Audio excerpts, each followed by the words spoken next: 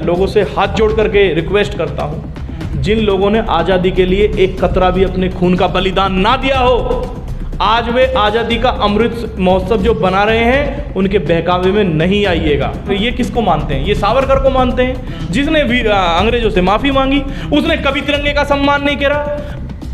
और जो आरएसएस के लोग थे, सरसंघ चालक वगैरह, उन्होंने कभी तिरंगे का सम्मान नहीं करा। तो इनकी जो मानसिकता है वो सब आडंबर वाली है। असम की तरफ वहाँ इनके सांसद बोलते हैं कि गाय खाओ, बकरा मत खाओ, मुर्गा मत खाओ, गाय खाओ। ये भाजपा के सांसद बोलते हैं। तो मेरा आप जनता से ये सवाल है कि जहां इन्हें गाय को माता बनाना होता है वोटों के लिए, वहां ये माता बना लेते हैं। दूसरी जगह जहां इनको भोजन बनाना होता है तो अपनी प्लेट में सजा लेते हैं। तो आपको समझना होगा ये किस तरीके से इमोशन के साथ खेलते हैं।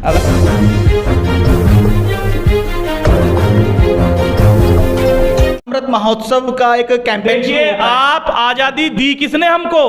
जिन लोगों ने आजादी दी, जो लोगों ने फांसी खाई, जिन लोगों ने डंडे खाए, जिन लोगों ने जान दी, उनके तो ये विरोधी हैं। उन लोगों के तो ये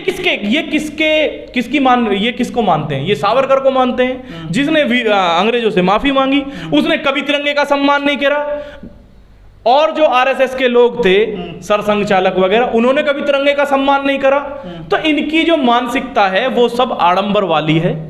लोगों को समझना होगा। मैं लोगों से हाथ जोड़ करके रिक्वेस्ट करता हूं, जिन लोगों ने आजादी के लिए एक कतरा भी अपने खून का बलिदान ना दिया हो, आज वे आजादी का अमृत महोत्सव जो बना रहे हैं उनके बहकावे में नहीं आइएगा।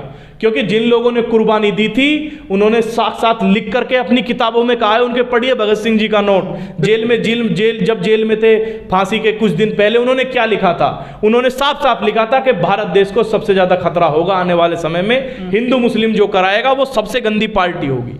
और आरएसएस को बैन किया था सरदार वल्लभ भाई पटेल ने। आजादी के तुरंत बाद की बात है, ये 1947 की बात है, 47-48 की बात। मैं आपसे इनको बैन किया था क्योंकि वो जानते थे ये देश विरोधी हैं। और आज जनता नहीं समझी। मैं सच बता रहा हूं, आने वाले समय में देश बंटने वाला है। देश के लोग तो बढ़ चुके हैं कहीं ना कहीं अंदर तक। ये कुछ लोग, बहुजन लोग हैं जो संघर्ष कर रहे हैं, समाजवादी लोग हैं जो संघर्ष कर रहे हैं, एक दूसरे को जोड़े हुए हैं।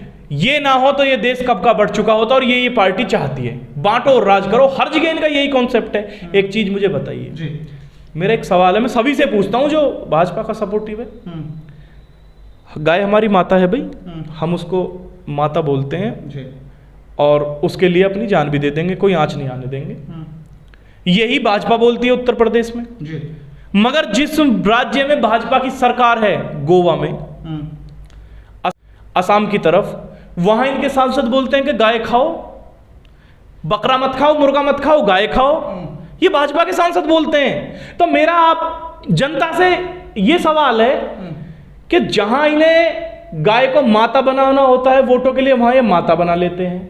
दूसरी जगह जहां इनको भोजन बनाना होता है तो अपनी प्लेट में सजा लेते हैं। तो आपको समझना होगा ये किस तरीके से इमोशन के साथ खेलते हैं। अगर आप नहीं समझेंगे तो सच बता रहा हूं, जो आज़ादी हमें इतने वर्षों की गुलामी के बाद मिली, वो दोबारा हम कैद होने वाले हैं। मैं लोकतंत्र पे बात कर रहा था। दिल्ली में देखा, दिल्ली में जिस तरह से लगातार प्रदर्शन हो रहे हैं, बेरोजगारी का एक बहुत बड़ा मुद्दा देश में इस वक्त कहीं ना कहीं एक त्रासदी बन के गुजर रहा है। आपको नहीं लग रहा है पिछले काफी समय से हमने देखा 2014 में जब सरकार बनी थी, नई नई सरकार आई थी केंद्र में, हर साल 2 करोड़ की नौकरी, अब 10 लाख नौकरियों पे आ गए। वो 10 लाख नौकरियां भी मिलने में समय लग रहा है। 10 लाख भी कहाँ मिल रही हैं? डाटा तो कुछ और ही कह रहा है। अगर एप्लीकेशन फॉर्म 10 करोड़ आए हैं तब जाकर के 1 लाख लोगों को नौकरी मिल रही है। और वो भी इतनी लंबी प्रक्रिया बना दी है कि लोग परेशान हो जाते हैं। बहुत जगह तो ऐसा हुआ है भाई साहब, जिन लोगों का सिलेक्शन भी हो गया वो लोग जीवित ही नहीं बचे तब तक। परेशान होकर के कोई आत्महत्या करके, कोई कोरोना में मर गया, कोई किसी तरीके की चीजें हो गई किसी के साथ। तो इन्होंने पूरी तरीके से युवाओं को बरगला दिया है।